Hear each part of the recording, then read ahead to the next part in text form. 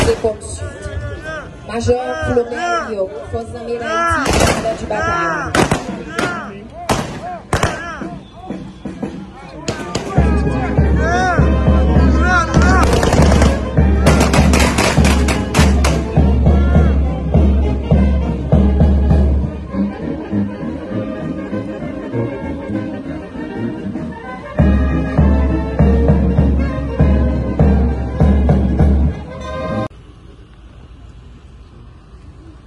Nous allons pour clore la double cérémonie de pose de première pierre et la cérémonie proprement dite, assister au défilé du bataillon. Après quoi, le président ainsi que les conseillers présidents ainsi que les autorités seront invités à prendre part au déjeuner buffet offert par le commandant en chef des forces armées d'Haïti. Bonne fête de Vertière à tout le monde.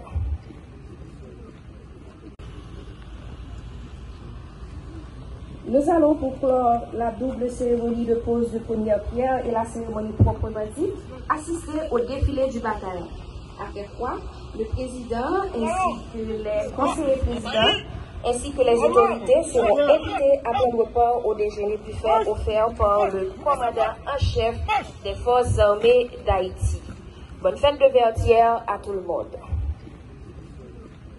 En avant! En avant!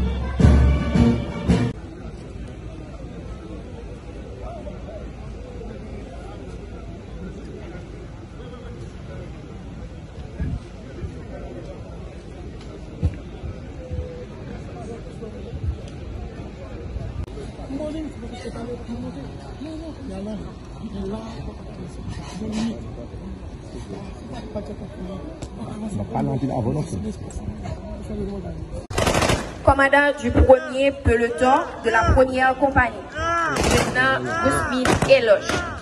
Commandant du deuxième peloton de la première compagnie, adjudant Roland Blaise. Escorte des couleurs est assurée par le corps du génie et la garde nationale des forces armées d'Haïti. Commandant du premier peloton de la deuxième compagnie, sous-lieutenant Robertson Pierre. Et enfin, commandant du deuxième peloton de la deuxième compagnie.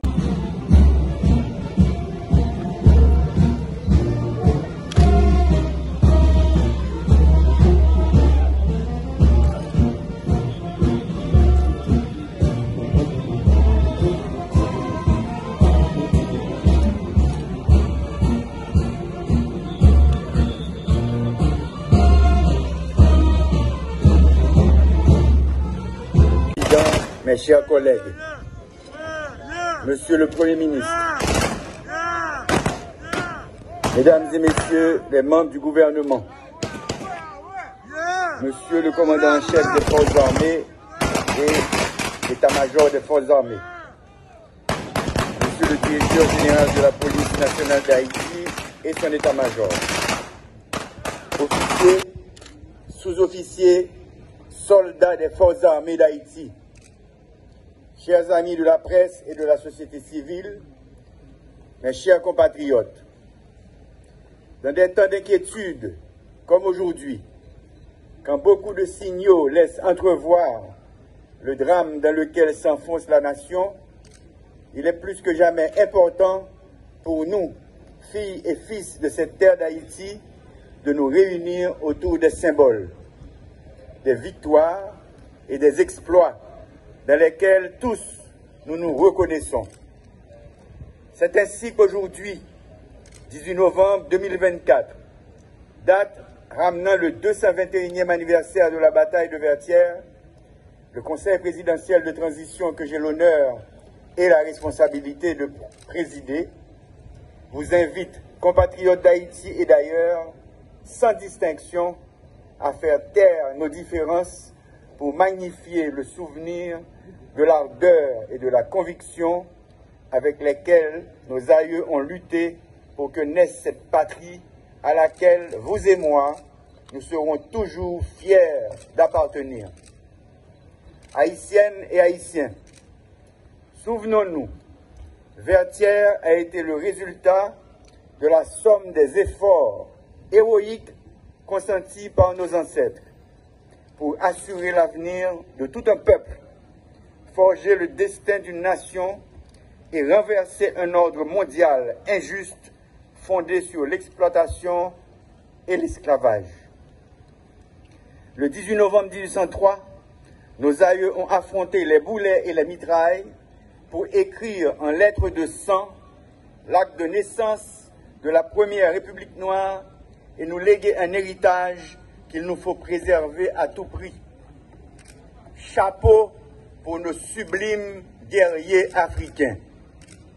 C'est avec la mémoire de la vaillance héroïque qui galvanisa l'armée indigène sur les différents fronts, que ce soit à la Crête à Pierrot, à la Ravine à Couleuvre, à la Butte Charrier ou à Vertières, que je viens devant vous aujourd'hui avec un message d'espoir et de combativité. En effet, l'espoir de ce pays, le futur de cette nation est entre nos mains.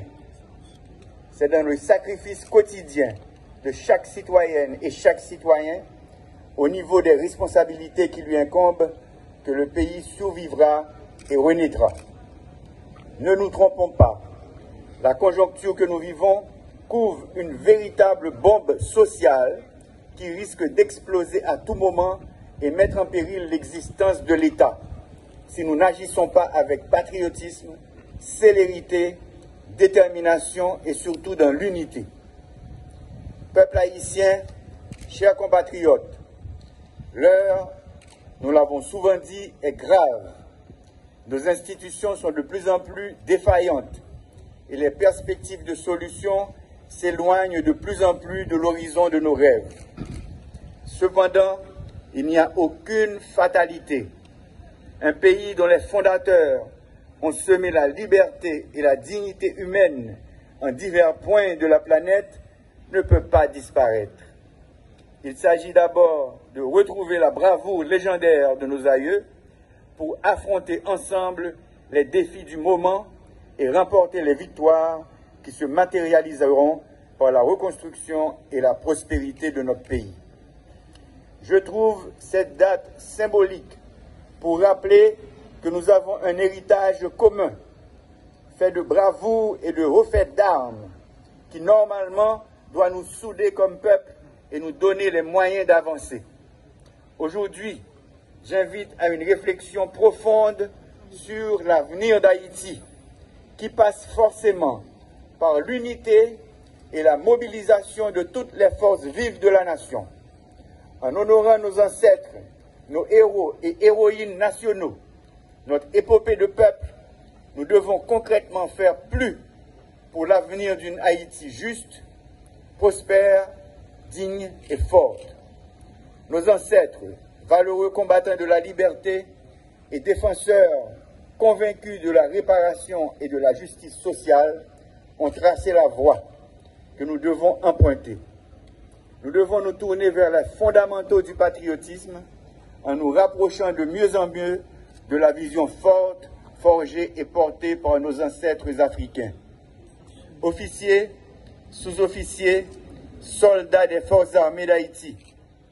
Le 18 novembre, c'est la commémoration de la bataille de Vertières, mais c'est aussi le jour des forces armées d'Haïti.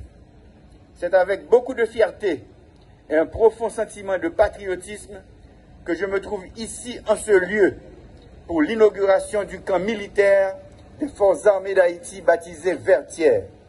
Ce projet structurant, envisagé dès la prise en fonction du Conseil présidentiel de transition, se rapporte à l'un des 5 piliers identifiés dans l'accord du 3 avril 2024 pour une transition apaisée, à savoir le rétablissement de la sécurité. Cette cérémonie, qui marque la remise officielle de la base militaire Vertières au haut état-major des forces armées d'Haïti, constitue une étape importante dans la mise en œuvre du plan de renforcement et de modernisation des FADH, l'une des 2 forces de sécurité prévues par la Constitution. La base militaire Vertières doit être l'école de l'honneur, l'école de la fierté, de la dignité et du patriotisme, et travailler pour la gloire d'Haïti. Dans cette base, les jeunes Haïtiennes et les jeunes Haïtiens apprendront comment servir la patrie jusqu'au sacrifice pour que ce pays demeure, pour que sa dignité soit préservée et que l'étendard bleu et rouge continue de flotter toujours haut parmi les nations. Pendant les mois à venir, un effectif total de 2500 nouvelles recrues auront à recevoir leur formation militaire initiale dans cette base, selon le plan de renforcement qui a été défini par les FADH pour la période de transition. En plus, dans le cadre du service national civique mixte obligatoire, cette base sera disponible pour accueillir un nombre plus important de jeunes qui viendront apprendre comment s'impliquer dans les activités de développement national, de l'amélioration des conditions de vie et de défense du territoire. Peuple haïtien, jeudi à m'a inauguré une nouvelle base de l'armée d'Haïti, qui est les bases Vertières. C'est une base qui chita sous plus que 10 carottets. Il va recevoir plus passer 2000 soldats. Il y a un côté pour recevoir hélicoptère. Pour ce base ça, nous remettons l'armée d'Haïti jeudi à montrer comment nous voulons mettre camper une armée moderne. Une armée qui peut aider à reconstruire le pays. Une armée qui peut aider à nous arriver dans la deuxième indépendance nationale. Nous.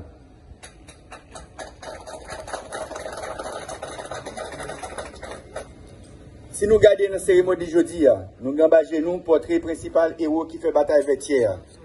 Manquez pas très forme. Pour cette base, ça, nous remettons la médaille d'aujourd'hui, montrer comment nous voulons camper une armée moderne.